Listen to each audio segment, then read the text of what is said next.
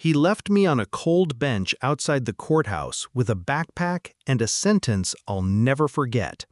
"You're old enough to figure it out," he said, before walking away with his new wife and her kids.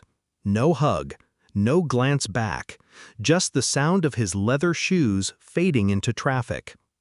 I sat there for hours, the stone biting through my jeans, until the only person who still cared answered the phone, my grandmother. She arrived, not with pity, but with lawyers. That was the first lesson. Mercy was wasted on people who abandoned you. There was a time I thought he was my hero. He taught me how to ride a bike, bought me ice cream after my first scraped knee, promised me I'd always be his number one. But that was before his new wife. Before the glass of bourbon in his hand became more important than the fork in mine. Before dinners turned into interrogations and silence. I wanted to believe he was still that man, but betrayal doesn't arrive all at once. It creeps in, drip by drip, until one day you realize the glass is full and you're drowning in it.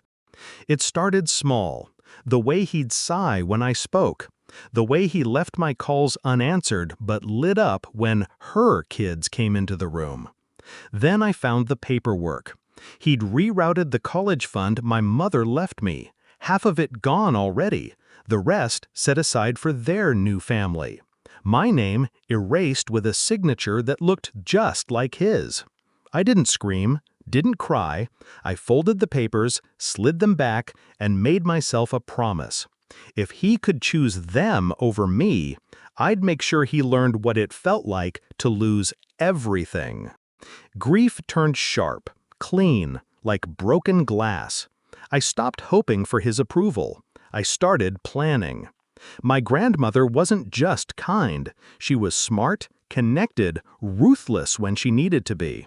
She introduced me to lawyers who owed her favors, accountants who could smell blood in numbers, and one old friend who sat on the bank's board.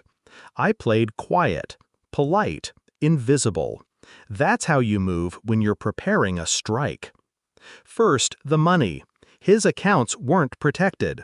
Joint assets could be scrutinized, frozen, audited. It only took a few signatures, a few well-placed filings, and suddenly his liquidity was a memory. Second, the house. He'd transferred it into both their names. That was a mistake. When the lawyers dug through the deeds and traced the funds, it became leverage. Pressure points are everything. Third, the silence. I told no one, not him, not her, not their kids. Revenge works best when it feels like lightning, bright, sudden, inescapable. The day he left for his business trip, I watched their car disappear down the street. That was my window. By sunset, the locks were changed. By midnight, movers carried out everything my grandmother's lawyers deemed rightfully mine, or vulnerable to seizure. Furniture, electronics, documents, art. The walls echoed when they were done. The next morning, the bank froze his accounts.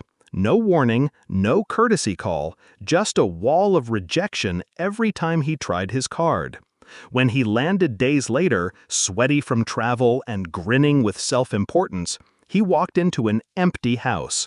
His echo was his only welcome. He called me, finally. His voice was jagged with panic. "What the hell did you do?" I let the silence stretch until it hurt. Then I said it plainly. I figured it out. Breathing on the other end, fast, shallow. He tried anger next, threats, promises of lawyers. I reminded him mine were already in play, and better. For the first time I heard it in his tone. Fear. The realization that his throne was built on sand and the tide had come. We met once after that. His choice. A diner off the highway. Half empty, fluorescent lights buzzing like flies. He looked smaller across the booth, his tie loosened, his hands restless. "You think this makes you better than me?" he asked. "No," I said, calm, steady. "It just makes us even." He laughed, bitter. "You'll regret this." I leaned forward, just enough for him to see the steel in my eyes. I already regret trusting you.